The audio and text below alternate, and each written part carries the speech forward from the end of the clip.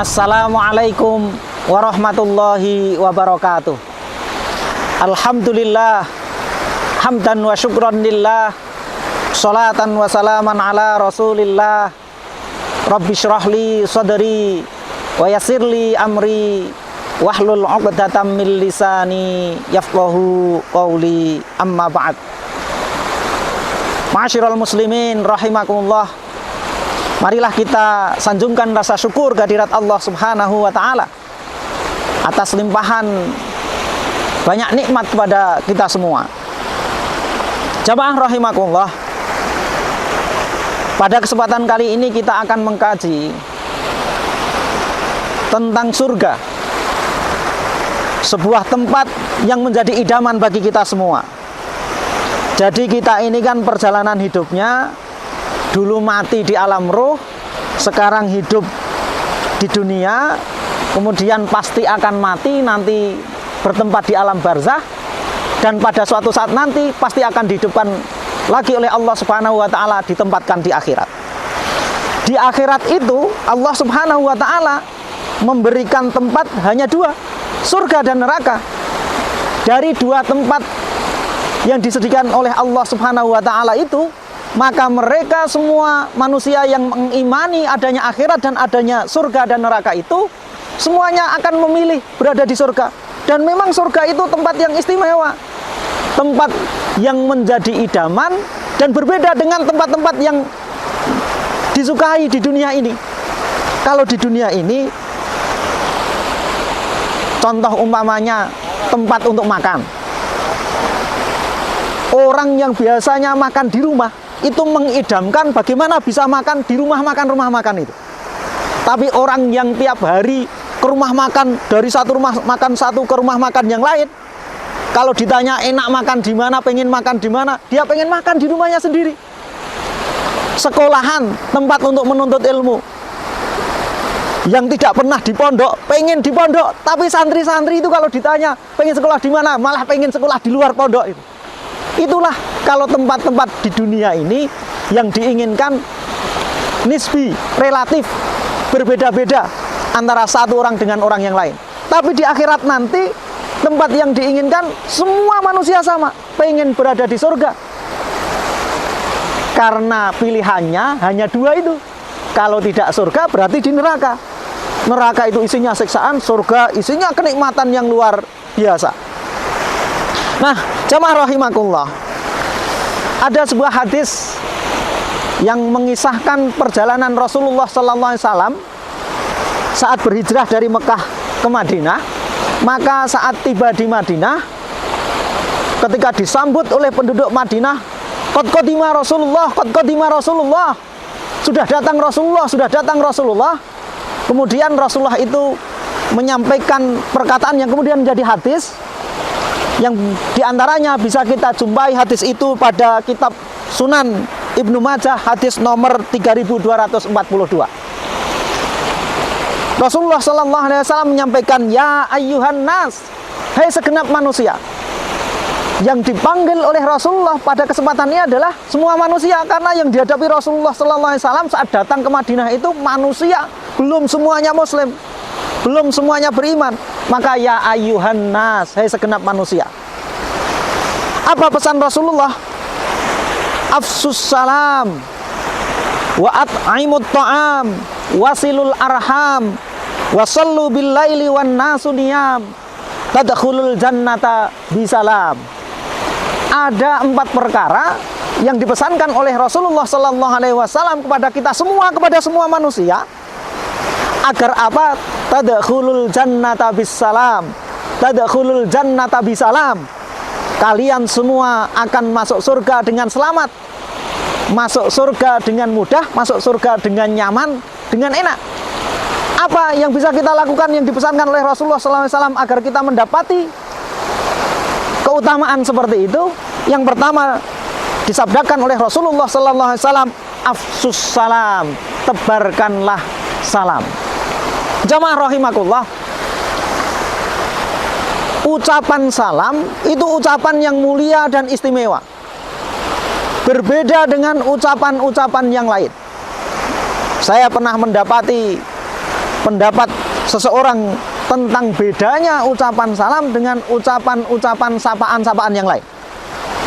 Saat bertemu itu kan model orang saat bertemu yang disampaikan kan macam-macam. Sapaannya kan macam-macam. Ada yang hello, ada yang apa kabarnya, piye kabare dap, ada yang good morning, ada macam-macam itu sapaannya. Tapi dari banyak sapaan itu, maka yang paling mudah jawabannya adalah ucapan salam. Setiap orang mengucapkan, menyapa, assalamualaikum, jawabannya jelas, waalaikumsalam. Itu yang pertama, keistimewaan ucapan salam itu. Sapaan yang memudahkan bagi yang disapa untuk menjawab. Karena jawabannya jelas. Assalamualaikum, jawabannya waalaikumsalam. Kalau orang bertanya, piye kabare, apa kabarnya? Itu kan jawabannya merepotkan itu. Kata teman saya itu ngewohke. Lah itu, apa kabarnya? Piye kabare? Kabar tentang apa yang ditanyakan? Kabar anaknya, kabar orang tuanya, kabar pekerjaannya, kabar urusan ekonomi, atau kabar tentang apa? Kalau maunya jelas, ya ekonominya, kabarnya bagaimana?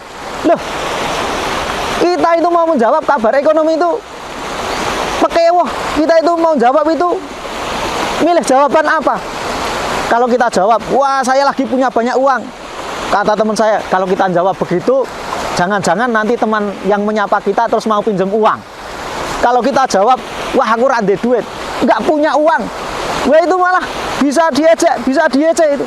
Wah kerja berhari-hari dari pagi sampai malam, nggak kok hasilnya nggak punya uang.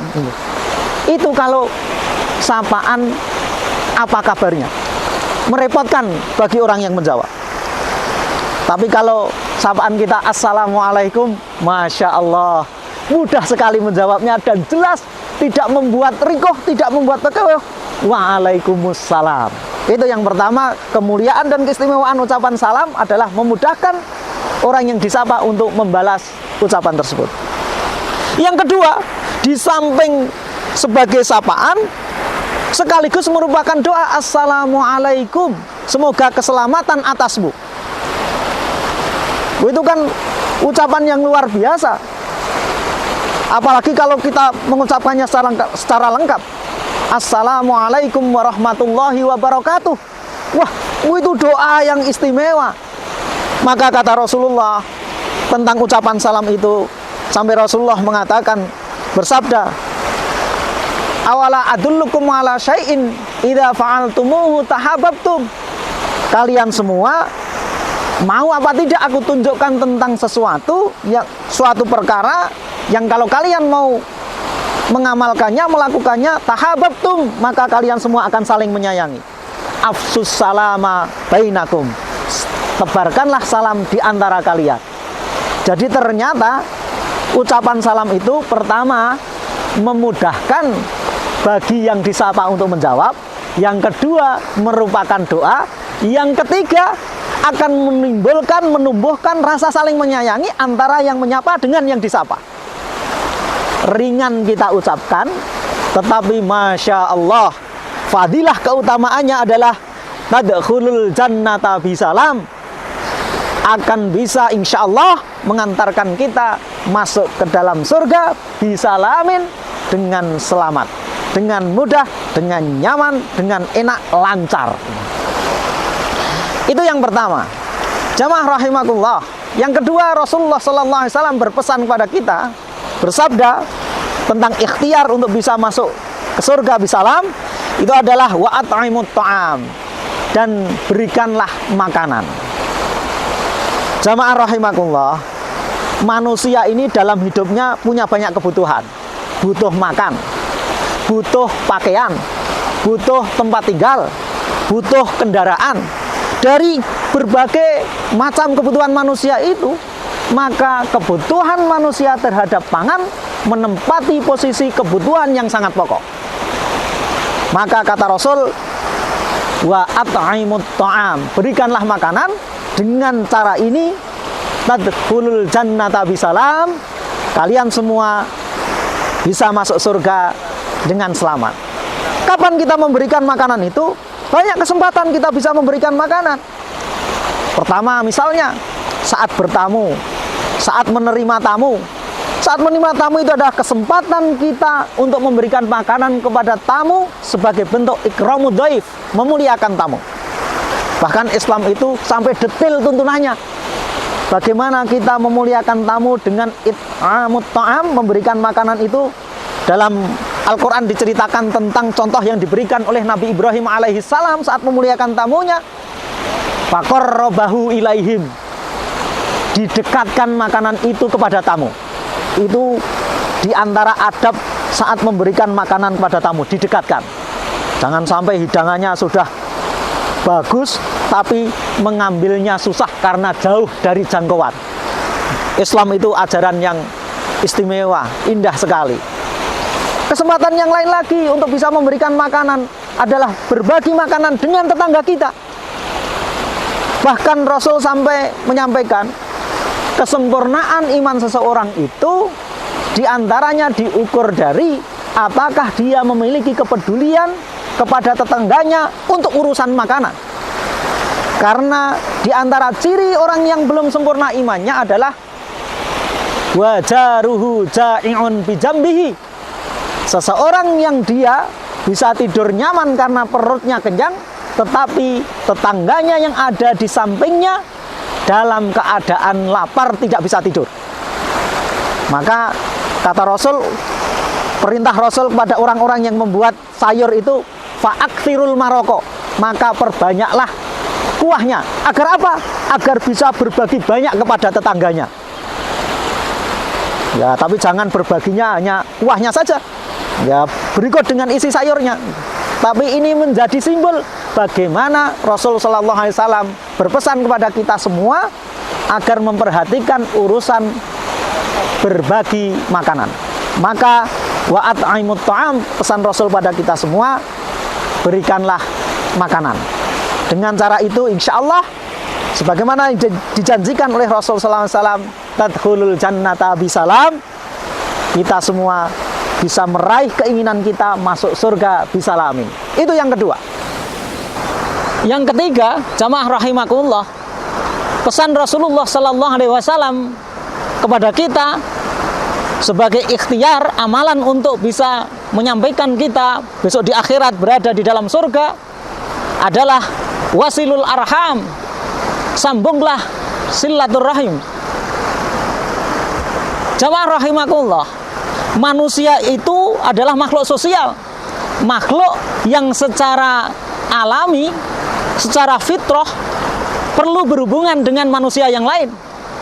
Maka salah satu yang penting dalam kehidupan kita itu bagaimana kita menyambung silaturahim dengan orang-orang yang ada di sekitar kita, yang ada dalam komunitas kita, bahkan dengan siapa saja manusia. Saya pernah mendengar penjelasan tentang penderitaan mereka yang ada di dalam penjara. Orang-orang yang ada di dalam penjara itu dalam penelitian psikologi, penderitaannya bukan hanya terkungkung dalam ruang yang sempit, tetapi penderitaan yang dirasakan itu bahkan yang lebih penting, yang lebih terasa menderita adalah karena mereka tidak bisa berinteraksi, berhubungan dengan orang-orang yang lain. Maka benar sekali pesan Rasulullah Sallallahu Alaihi Wasallam pada kita tentang wasilul arham ini. Jalinlah tali silaturahim. Cara menjalin tali silaturahim bisa dengan banyak cara. Bila mana memungkinkan, dengan bertatap muka, berkunjung kepada teman, berkunjung kepada sahabat, berkunjung kepada saudara, bisa kita lakukan. Tetapi bila hal itu pun tidak bisa kita lakukan, kita bisa memanfaatkan banyak sarana yang tersedia di zaman saat ini. Banyak media yang bisa kita gunakan untuk menjalin silaturahim dengan saudara-saudara kita, dengan teman-teman kita, dengan sahabat-sahabat kita. Maka hidup kita di dunia dengan menjalin tali silaturahim ini menjadi nyaman, menjadi enak, karena kebutuhan kita sebagai makhluk sosial terpenuhi. Besok di akhirat, insya Allah kita bisa mendapatkan fadilah keutamaannya, tadkhulul jannata bisalamin, masuk surga dengan selamat, dengan nyaman, dengan enak. Itu pesan Rasulullah Sallallahu Alaihi Wasallam kepada kita semua manusia untuk bisa masuk surga bisalamin. Wasilul arham, jalinlah silaturahim. Yang keempat, yang terakhir dipesankan oleh Rasulullah sallallahu alaihi wasallam, wasallu billaili wan nasu niyam, dan salatlah kalian semua billaili, di saat malam, wan nasu niyam, yang pada saat itu kebanyakan manusia sedang tidur. Tempat terbaik tentulah diperuntukkan bagi mereka-mereka dengan kualitas yang terbaik. Di dunia saja, sekolah yang baik hanya menerima siswa-siswa yang baik. Pondok pesantren yang baik hanya menerima santri-santri dengan kualitas yang terbaik. Surga itu lebih daripada sekolahan, lebih daripada pondok pesantren. Surga adalah tempat yang paling baik. Maka perlu seleksi siapa yang bisa masuk di dalamnya. Salah satu bentuk seleksinya adalah ini. Mereka-mereka yang pada malam hari, di mana kebanyakan manusia sedang terlelap tidur, justru menyempatkan waktunya untuk bermunajat kepada Allah Subhanahu wa Ta'ala, berkomunikasi dengan Allah Rabbul Alamin. Karena orang yang sedemikian ini telah menempatkan Allah pada posisi yang paling dia prioritaskan dalam kehidupannya, bahkan mengalahkan prioritas kepentingan untuk dirinya sendiri. Karena malam hari itu secara fitrah manusia perlu untuk tidur, perlu untuk beristirahat. Tapi di sela-sela kepentingannya untuk tidur, untuk istirahat itu, dia menyempatkan diri untuk menghadap kepada Rabb-Nya, bermunajat kepada Allah Subhanahu wa Ta'ala, mengadukan semua permasalahan hidupnya, menyampaikan rasa syukur atas kenikmatan-kenikmatan yang telah diberikan oleh Allah kepadanya. Maka orang yang bisa menjalankan hal yang seperti ini, wasallu billail, salatlah kalian di malam hari, wan nasu niyam, di mana pada kesempatan itu sebagian besar manusia sedang tidur, tadkhulul jannata bisalamin, maka dijanjikan oleh Rasulullah akan masuk surga dengan selamat, dengan mudah, dengan nyaman, dengan enak, dengan lancar. Jamaah rahimakumullah, itulah 4 pesan yang disampaikan oleh Rasulullah pada saat pertama kali memasuki kota Madinah kepada segenap manusia tentang ikhtiar untuk bisa masuk surga dengan selamat. Untuk itu marilah kita berikhtiar untuk bisa menjalankan hal-hal ringan ini. Kalau kita rasakan ringan, seandainya pun kita rasakan berat, marilah yang berat itu kita jalankan untuk mendapatkan kenikmatan yang luar biasa besok di surga. Yang pertama tadi, tebarkan salam.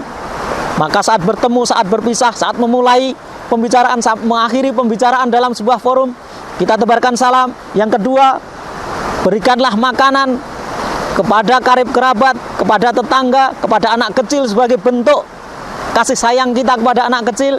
Kita berikan makanan. Sambunglah tali silaturahim, persaudaraan dengan orang tua, dengan anak, dengan kerabat, dengan sahabat, handetolan, dan siapa saja. Dan yang terakhir, sholat malam, di mana sebagian besar manusia pada saat itu sedang tidur. Semoga kita diberikan kemudahan untuk bisa menjalankan 4 perkara, 4 amalan ini, sehingga kita bersama-sama insya Allah besok di akhirat berada di dalam surga bersama-sama. Tentu tidak sempurna, banyak salah dan kurang yang saya sampaikan. Mohon maaf. Akhiran, al-afu minkum, wallahu a'lam bissawab, fastabiqul khairat. Assalamualaikum warahmatullahi wabarakatuh.